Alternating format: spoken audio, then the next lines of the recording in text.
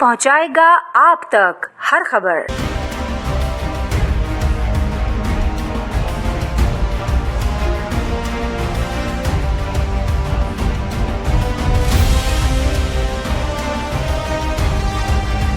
خاتون ہجرت کی تھی، بہت سے لوگ سرکاری ملازم رہے ہیں، ان کی فیملی کے بہت سے لوگ پینشن لے رہے ہیں۔ ان سب کو میں تو ایسے کیس کو بھی جانتا ہوں کہ ای پی سی ایف میں وہ کام کرتے تھے، ان کی بیوہ کا کیس جو ہے انہوں نے پہلے پاسپورٹ بنا ہوا تھا، 2 دفعہ 4 دفعہ وہ جا چکی ہیں، یہاں آنے کے بعد پھر انہوں نے بدماشی شروع کر دی ہے۔ یہ ساری بدماشیاں جان بوجھ کر کی جانی ہیں۔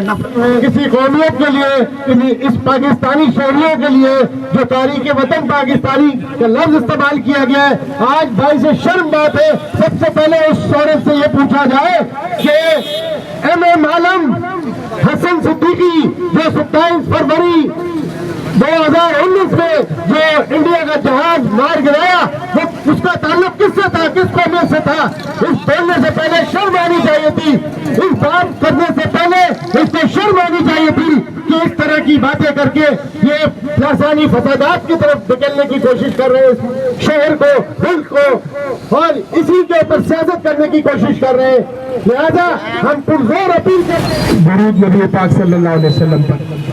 آج کا یہ احتجاج اس بات پر ہے کہ سندھ گورنمنٹ ہمیشہ پاکستان پیپلز پارٹی جس نے اس ملک کو 2 لخت کیا، اس ملک کو توڑنے کی ذمہ دار ہے۔ پاکستان پیپلز پارٹی آج بھی قومیتوں کی بنیاد پر پاکستان کے اندر حکومت کر رہی ہے، اور وہ چاہتے ہیں کہ سندھ جو ہے وہ ہمیشہ تقسیم رہے، اور یہ جب تقسیم چاہتے ہیں تو ہم کہتے ہیں کہ پھر تقسیم اس طرح کرو کہ جہاں ہمیں بالکل ایک آزاد انتظامی یونٹ بناؤ، کراچی کے اندر کراچی کو بالکل انتظامی یونٹ بناؤ۔ ہم ان بہاریوں کو بھی انشاءاللہ واپس لے کر آئیں گے۔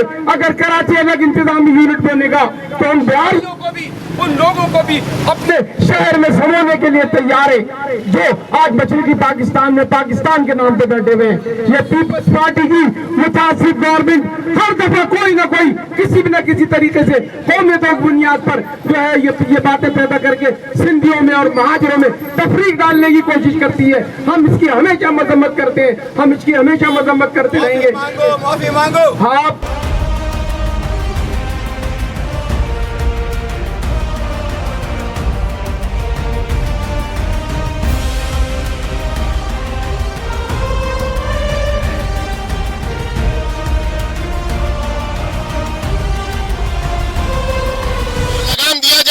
اور ان کو یہ باور کرایا جائے کہ آج اس پاکستان کے جو ہیروز ہیں، ان میں ایم اے عالم صاحب، اس میں حسن صدیقی صاحب، یہ وہ ہیروز ہیں جو اسی قومیت سے تعلق رکھتے ہیں، بہاری قومیت سے تعلق رکھتے ہیں۔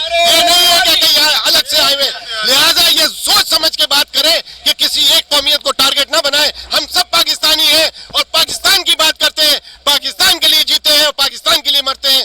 ہم نے 2 دفعہ ہجرت کی ہے، 71 میں بھی ہجرت کی، 47 میں بھی ہجرت